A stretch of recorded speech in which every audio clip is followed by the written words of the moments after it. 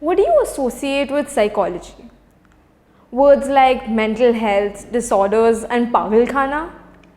This is mainly because psychology is associated itself with treatment and cure rather than prevention for the last century. This rooted from the world wars that existed in that time period and the requirement to deal with mental issues at that time. However, the unfortunate consequence of this was that funds flowed to research in that field rather than any other. However, in the 21st century, a new field of psychology has come in. This field of psychology has stopped asking as to what is wrong with people and tried to ask what is right. It focuses on things like positive emotions, kindness, and gratitude. And with that, Martin Seligman proposed the new field of psychology, positive psychology, or as some like to call it, a scientific study of what makes life worth living. This school has actually proposed a plethora of studies in the last 20 years. With many prominent theories coming up, the most prominent remained Martin Seligman's PERMA theory. As the acronym suggests, PERMA stands for 5 aspects which would lead to the achievement of happiness.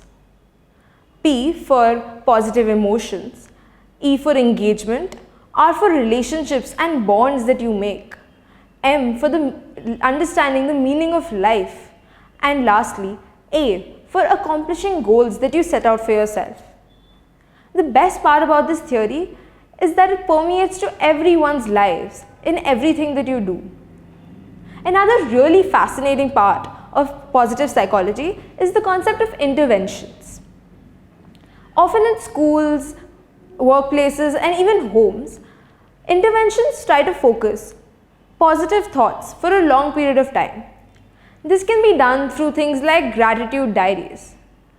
Gratitude diaries are basically where you write what you're grateful for a long period of time in a private diary.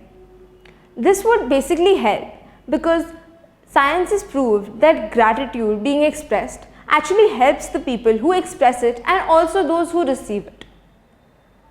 Finally, the funniest part about positive psychology is that psychology has long established that it works for the well-being of society and benefiting people as a whole. However, positive psychology was the first field of psychology that actually recognized that well-being was more than an absence of problems. Well-being must be measured and studied as a good life and must not just be labeled as common sense. And finally, positive psychology notices that psychology isn't just for special or abnormal people. It is for everyone. For more information, you can go to our website www.psychologs.com. You can also go and follow us on YouTube, Instagram, or Facebook.